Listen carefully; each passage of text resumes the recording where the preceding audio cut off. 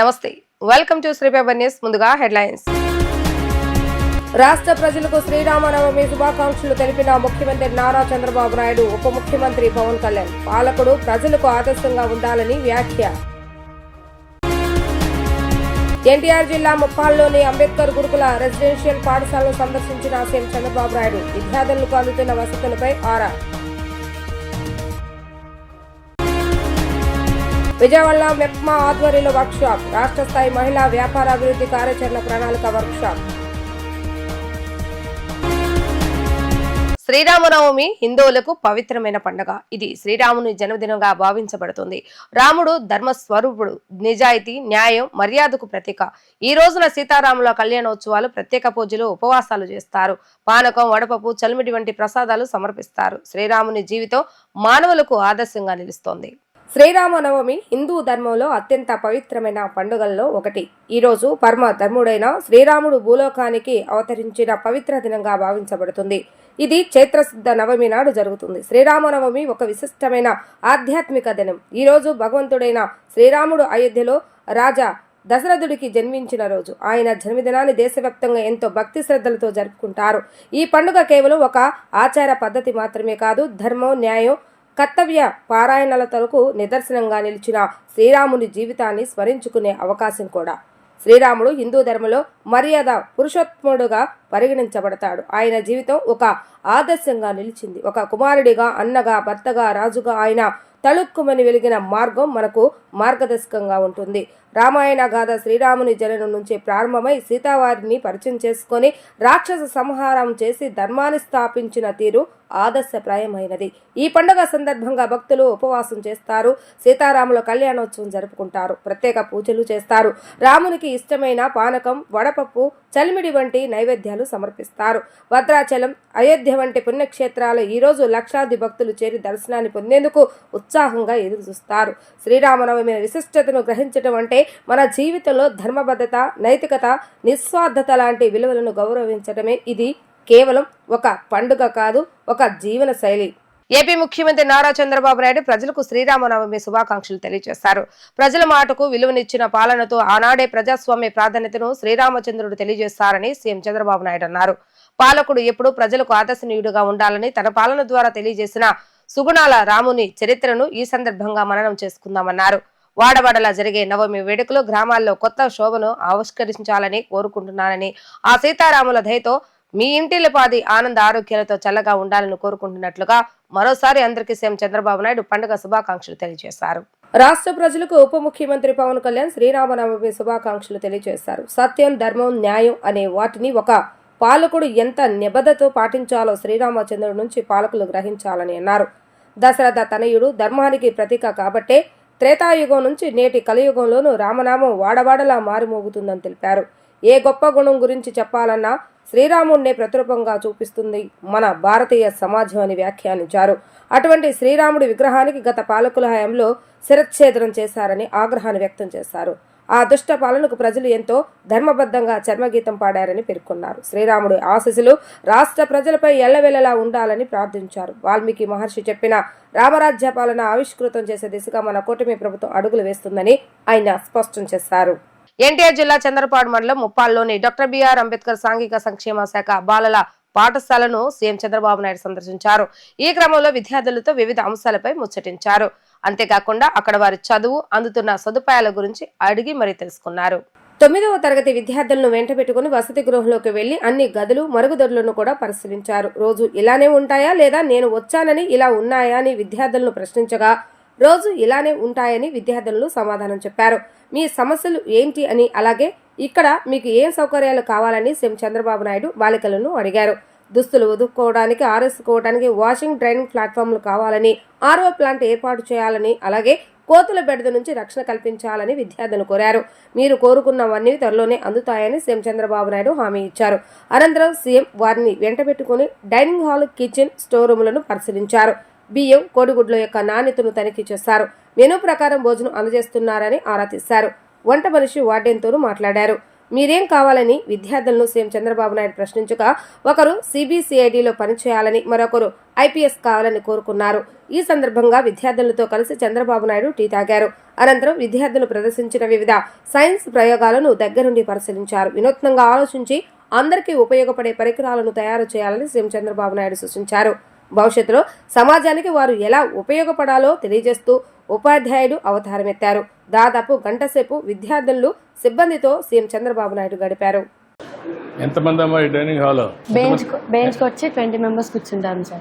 ఈ బెంచ్కి వచ్చి 20 మెంబర్స్ కూర్చుంటారు. ఓ బేస్కి. అవును సార్. స్కూల్ బాగానే ఉంది. మీ మెస్ కూడా బాగుంది, క్లీన్గా ఉంది. ఎప్పుడు ఉంటుంది ఇది మరి క్లీన్గా? ఎప్పుడూ ఉంటాను సార్. గుడ్, శుభ్రంగా అయితే ఉంది. ఇంకా చిన్న చిన్నవి ఉన్నాయి, ఇది పోయిన దాన్ని రిపేర్ చేయాలి. అటువంటివి ఉన్నాయి. ఓవరాల్గా బాగానే ఉంది, బాగా మెయింటైన్ చేశారు. నువ్వు ఇక్కడ పని చేస్తావమ్మా? ఈరోజు పాలు ఇస్తున్నావు మాకందరికి. కాఫీ ఇవ్వడాలా పిల్లలకే కాదమ్మా, పిల్లలకి కాఫీనే ఇస్తావా పాలు ఇస్తావా? పాలేనా పిల్లలకి? ఎన్ని రోజులు ఇస్తారు? డైలీ ఒకసారా? మార్నింగ్ అంటే బ్రేక్ఫాస్ట్ అవుతాను ఇస్తారా? ఇంకేంటమ్మా మీకు స్వీట్స్ ఇస్తారా? అచ్చా, అంటే న్యూట్రిషన్ బాగానే ఉంటుందా? బాగుంటుంది సార్. చికెన్ పెడతారా? Tuesday night, Sunday afternoon. Biryani ఇస్తారా? ఇస్తారు సార్. ఫుడ్ పైన మీ అభిప్రాయం ఏంటి? బాగుంటుంది సార్ ఫుడ్. తీసుకోండి అమ్మా. ఇక్కడ ఫుడ్ చేసేదివేనా? నీ పేరేంటా? ఆది సార్. ఆది. అన్ని మెషిన్స్ వచ్చాయా? ఇవన్నీ కూడా వెజల్స్ అన్ని, కుకింగ్ అంతా ఆటోమేటిక్గా కదా? ఇందులోనే చేస్తావు?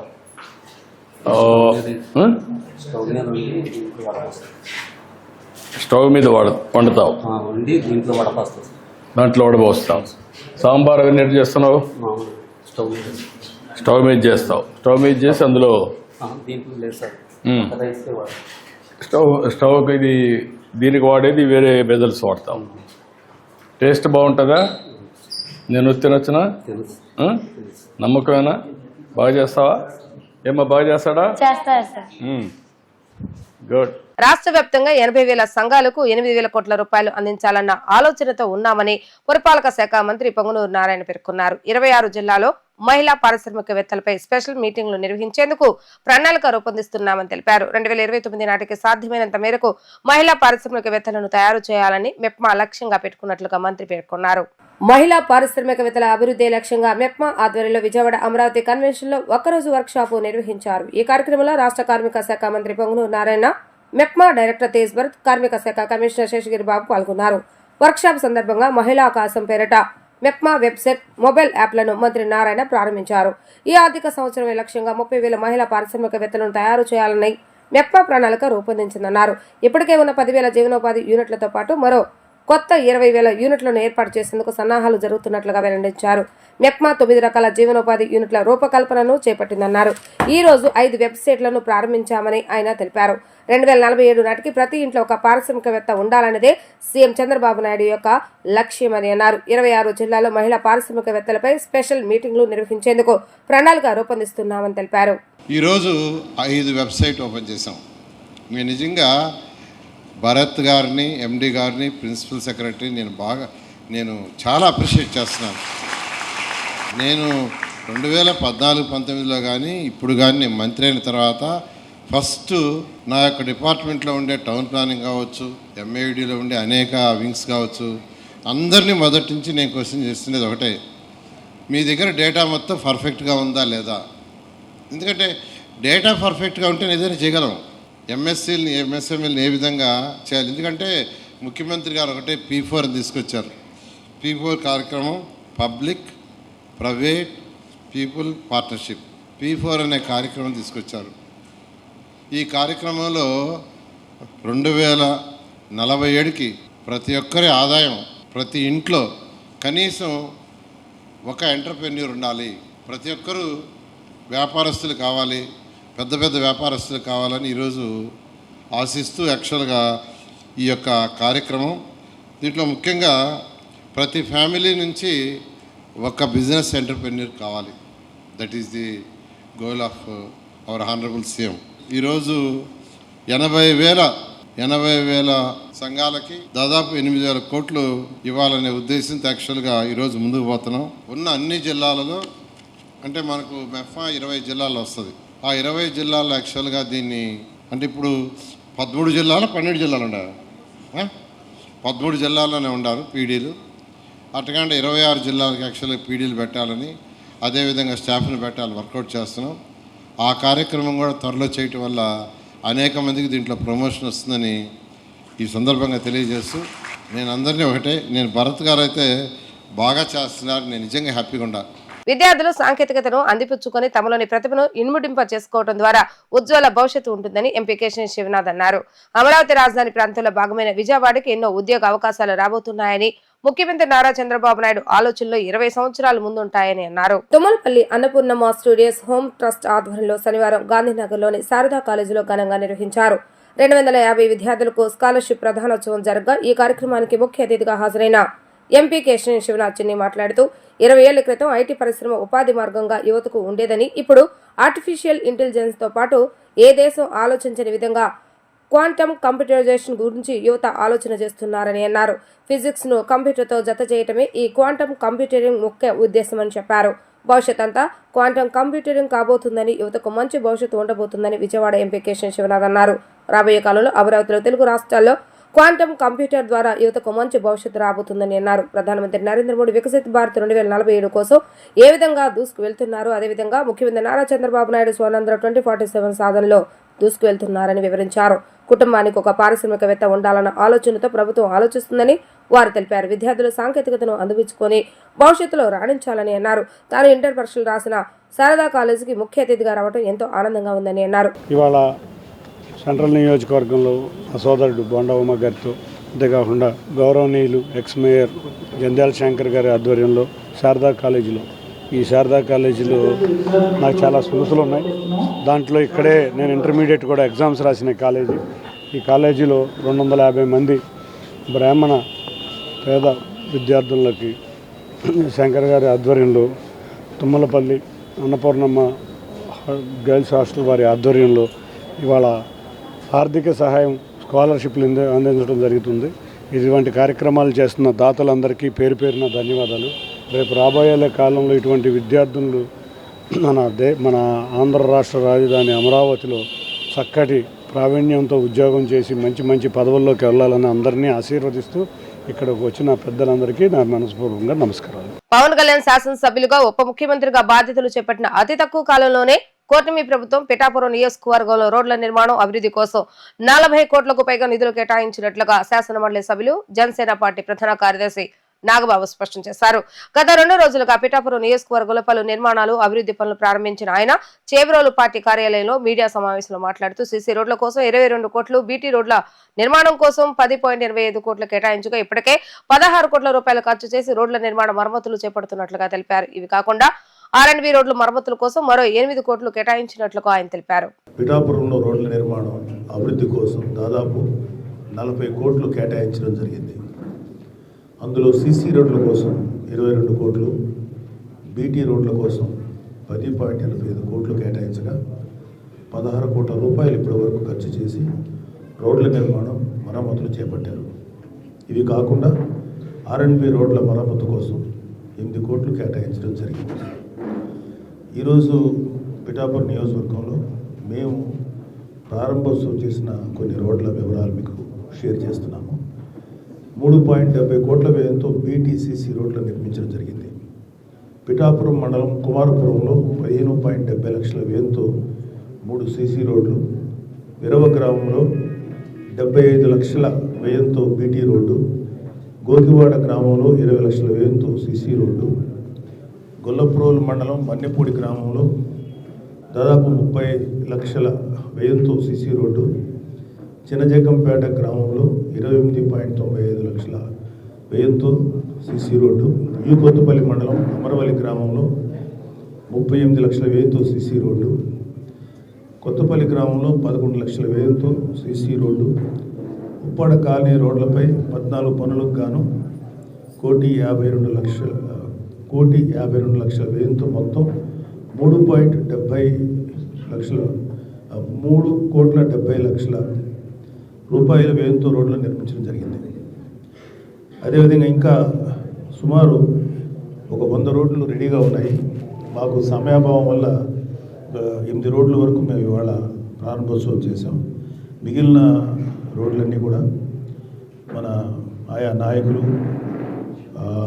అలాగే మా ఎమ్మెల్యే గారి ఇన్ఛార్జ్, డిప్యూటీ సీఎం గారి ఇన్ఛార్జ్ మన మర్రెడ్డి శ్రీనివాస్ గారు, ఆయన ఆధ్వర్యంలో మిగతా రోడ్లు ఈ వారంలోనే నెక్స్ట్ వీక్ ఎండింగ్ లోపల అవి కూడా ప్రారంభోత్సవం చేస్తారు. ఉండవల్లిలోని ముఖ్యమంత్రి నారా చంద్రబాబు నాయుడు నివాసంలో సిఆర్డీఏ 46వ అథారిటీ సమావేశం జరిగింది. అమరావతి రాజధాని నిర్మాణం కోసం అవసరమైన మిగిలిన నిధులు వివిధ రూపాల్లో సమీకరించేందుకు సిఆర్డీఏ కమిషనర్ కు అనుమతిస్తూ అథారిటీ నిర్ణయం తీసుకుంది. పనులను ఎప్పటికప్పుడు పూర్తి చేసేలా మిగిలిన అవసరమైన నిధులను వివిధ ఫైనాన్షియల్ ఇన్స్టిట్యూషన్స్ నుంచి సమీకరించేందుకు సిఆర్డీఏ కమిషనర్ కు అనుమతి ఇచ్చింది. ఇప్పటికే ప్రపంచ బ్యాంక్, ఏడీబీ, హడ్కో, కేడబ్ల్యూడీ నుంచి నిర్మాణం కోసం 31,000 కోట్ల రుణం ఖరారైంది. అమరావతిలో 62,000 కోట్ల విలువైన పనులు చేసేందుకు దశల వారీగా టెండర్లు పిలుస్తున్నారు. మిగిలిన పనులు చేపట్టేందుకు నిధులు వివిధ ఆర్థిక సంస్థల ద్వారా సమీకరించాలని, సేకరించాలని వివరించారు. సెంట్రల్ నియోజకవర్గాన్ని ఆదర్శ నియోజకవర్గంగా సమస్యలు లేని డివిజన్ గా తీర్చిదిద్దుతారని ప్రభుత్వ విప్ శాసనసభ్యులు బొండ ఉమామేశ్వరరావు అన్నారు. నియోజకవర్గ ప్రజలు ఎటువంటి సమస్య అయినా వాట్సాప్ ద్వారా కానీ సెంట్రల్ నియోజకవర్గ ఎమ్మెల్యే కార్యాలయానికి కానీ వచ్చి వారి యొక్క సమస్యలు తెలియజేయవచ్చని, ఆయా సమస్యల పరిష్కారానికి సత్వర చర్యలు తానే స్వయంగా తీసుకుంటానని ఆయన చెప్పారు. సెంట్రల్ నియోజకవర్గంలోని 60వ డివిజన్ ఎల్బీఎస్ నగర్ లో శనివారం వంగవీటి మోహనరంగ కళ్యాణ మండపం నందు 3 అడుగుల ప్రహరీ గోడ 11 లక్షల రూపాయల వ్యయంతో ప్రభుత్వ విప్ సెంట్రల్ నియోజకవర్గ శాసనసభ్యులు బొండ ఉమామేశ్వర శంకుస్థాపన చేసి పనులు ప్రారంభించారు. ఈ సందర్భంగా ఎమ్మెల్యే ఉమా మాట్లాడుతూ తెలుగుదేశం ప్రభుత్వం ఏర్పడిన తర్వాత విజయవాడ మున్సిపల్ కార్పొరేషన్ పరిధిలో చేపట్టాల్సిన పలు అభివృద్ధి కార్యక్రమాలు, పెండింగ్ పనులు, శంకుస్థాపన చేసే పనులు ప్రారంభించడం జరుగుతుందని తెలిపారు. ఎన్డీఏ కూటమి ప్రభుత్వం అధికారంలోకి వచ్చిన 9 నెలల కాలంలో ఇప్పటికే 130 కోట్ల రూపాయలతో సెంట్రల్ నియోజకవర్గంలో పలు అభివృద్ధి కార్యక్రమాలు ప్రారంభించామని, కొన్ని పనులు ఇప్పటికే పూర్తి చేసినట్లుగా వివరించారు. అనంతరం division incharge Paidi Seenu, ex corporator Paidi Tulasi మాట్లాడుతూ గత ప్రభుత్వ నియోజకవర్గంలో అభివృద్ధి పనులను విస్మరించిందని అన్నారు. ప్రస్తుత ఎమ్మెల్యే బొండ ఉమామేశ్వరరావు కృషితో ప్రజా సమస్యల అన్నింటినీ సత్వరమే పరిష్కరిస్తున్నామని, డివిజన్లో అభివృద్ధి కార్యక్రమాలు చేపడుతున్నామని వారు వివరించారు. సెంట్రల్ నియోజకవర్గంలో గత 9 నెలలుగా నేను శాసనసభ్యుడు అయినాక వేగంగా అభివృద్ధి పనుల్ని ముందుకు తీసుకెళ్తా ఉన్నాం. ప్రతి డివిజన్లో ప్రతి సమస్య మీద మాకు అవగాహన ఉంది. ఇవాళకి 193 కోట్ల రూపాయలు పనుల్ని మొదలుపెట్టాం. వేగంగా కొన్ని వర్కులు పూర్తి అయిపోయినాయి, మిగిలినవి పూర్తి చేస్తూ ఉన్నాం. ప్రతి డివిజన్లోనూ కూడా సమస్యలు రహిత డివిజన్లుగా తీర్చిదిద్దే లక్ష్యంగా పనిచేస్తూ ఉన్నాం. మా కార్యాలయానికి వచ్చిన ప్రతి ఫిర్యాదు మీద స్పందిస్తూ ఉన్నాం. అది వాట్సాప్ ద్వారా మాకు తెలియజేయండి, ఫోన్ ద్వారా తెలియజేయండి, స్వయంగా వచ్చి మా ఆఫీస్లో కార్యాలయంలో ఫిర్యాదు చేయండి, వెంటనే దానికి పరిష్కారం ఇస్తూ ఉన్నాం. ముఖ్యమంత్రి సహాయ నిధి కార్యక్రమాలు కానీ, అభివృద్ధి కార్యక్రమాలు కానీ అన్నిటిని కూడా ఈరోజు 62వ డివిజన్లో వంగవీటి మోహన్ రంగా గారి పేరు మీద కట్టినటువంటి కాపు కళ్యాణ మండపంలో కాంపౌండ్ వాళ్ళు మరి ఇక్కడ రక్షణ లేకుండా ఉంది. దాన్ని హైట్ పెంచమని చెప్పి స్థానికులు కోరటం జరిగింది. మా డివిజన్ పార్టీ అధ్యక్షుడు ఉదయశంకర్ కానీ, అలాగే మా కార్యదర్శి రవిగా రాజా కానీ, అలాగే ఇన్ఛార్జి పైడిసిని కానీ వీళ్ళందరూ మా దృష్టికి తీసుకొస్తే దాన్ని వెంటనే ఎస్టిమేషన్ చేయించి అధికారులతో మా ఏఈ అందరూ కూడా దీంట్లో మరి శాంక్షన్ చేశారు. ఇవాళ పనుల్ని మొదలుపెట్టాం. 10-15 రోజుల్లోనే ఈ చిన్న వర్క్ను కూడా కంప్లీట్ చేస్తాం.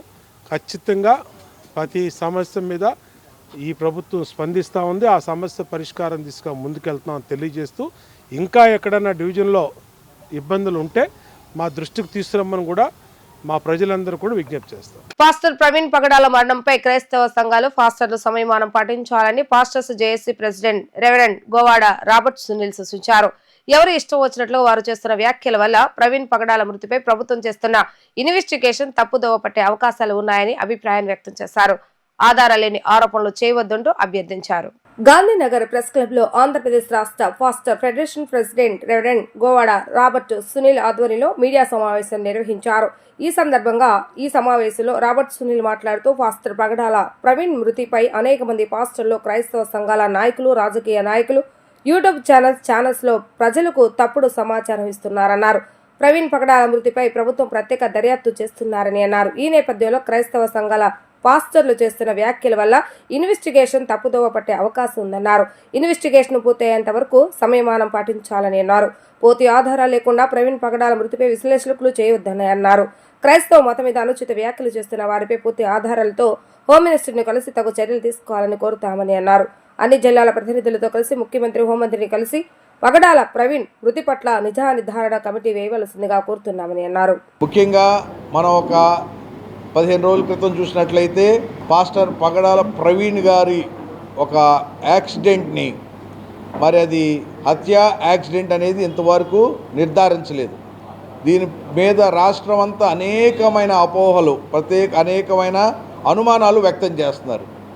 ముఖ్యంగా ఈ కోవిడ్ టైంలో అనేక చర్చెస్ ఈ యూట్యూబ్ ఛానల్స్, వ్యక్తిగత యూట్యూబ్ ఛానల్స్ తయారు చేయడం వల్ల ఈ ప్రతి ఒక్కళ్ళు యూట్యూబ్లో వెళ్ళి దీని మీద మాట్లాడటం, దాన్ని కొంత కాంట్రవర్సీ అవ్వటం, ఇన్వెస్టిగేషన్ కూడా సమగ్రంగా ముందుకు వెళ్ళట్లేదనేది మా అనుమానం. ఎందుకంటే రోజుకొక క్రైస్తవ నాయకుడు, లేకపోతే రాజకీయ నాయకులు, లేకపోతే కుల నాయకులు, లేకపోతే ఎవరైనా సరే యూట్యూబ్ పెట్టేసి దీని మీద ప్రతి ఒక్కరు విశ్లేషణలు జరుపుతున్నారు.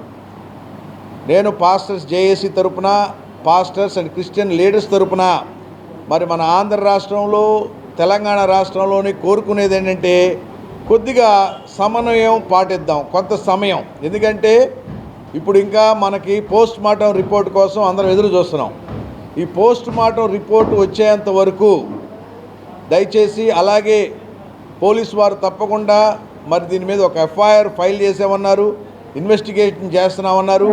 ఈ ఇన్వెస్టిగేషన్ రిపోర్ట్ వచ్చేంత వరకు కూడా నేను కోరుకునేది ఏంటంటే కొద్దిగా కొంత సమన్వయం పాటిద్దాం.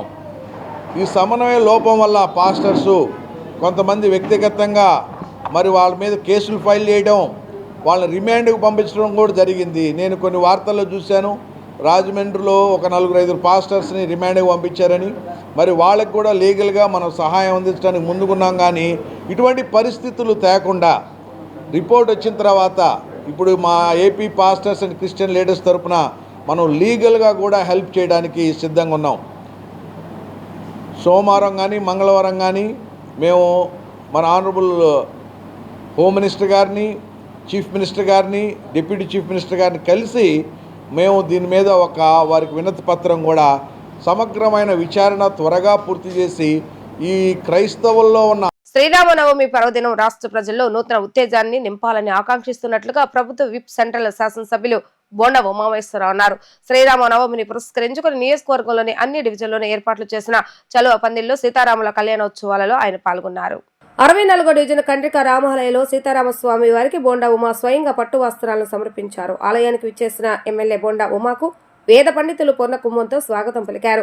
స్వామివారిని దర్శించుకున్న అనంతరం బోండా ఉమామహేశ్వరరావు మాట్లాడుతూ నియోజకవర్గంలో శ్రీరామనవమి వేడుకలు ఘనంగా జరుగుతున్నాయని అన్నారు. ప్రతి డివిజన్లోనూ రామాలయం వద్ద జరిగే వేడుకలకు తాను హాజరవుతానని, నవమి వేడుకలను పురస్కరించుకుని భక్తులకు ఇక్కట్లు లేకుండా ఏర్పాట్లు పర్యవేక్షిస్తున్నట్లుగా తెలిపారు.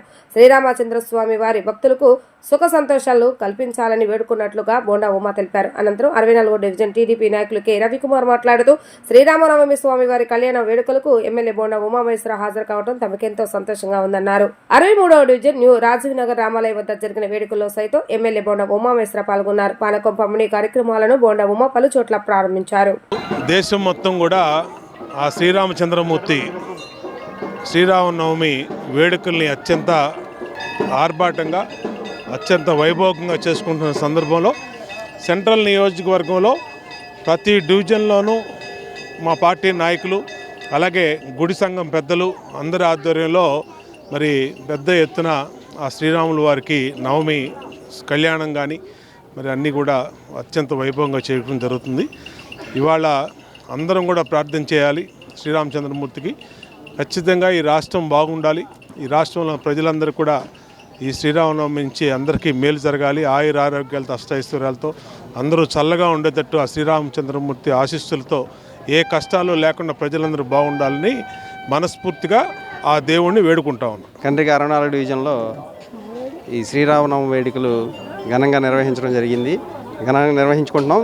దాన్ని ఉద్దేశించుకుని సెంట్రల్ నియోజకవర్గం బొండా ఎమ్మెల్యే బోండా ఉమామహేశ్వర గారిని ఆహ్వానించడం జరిగింది. బోండా ఉమామహేశ్వర గారి చేతుల మీదుగా స్వామివారికి పట్టు వస్త్రాలు సమర్పించారు. ఈ కార్యక్రమం ఘనంగా నిర్వహించినందుకు ఎమ్మెల్యే గారి బోండా ఉమామహేశ్వర గారికి మా తరపున, ఈ దేవాలయం తరపున ధన్యవాదాలు తెలుపుకుంటున్నాం. వార్తలు ముగించే ముందు హెడ్లైన్స్ మరొకసారి. రాష్ట్ర ప్రజలకు శ్రీరామనవమి శుభాకాంక్షలు తెలిపిన ముఖ్యమంత్రి నారా చంద్రబాబు నాయుడు, ఉప ముఖ్యమంత్రి పవన్ కళ్యాణ్. పాలకుడు ప్రజలకు ఆదర్శంగా ఉండాలని వ్యాఖ్య.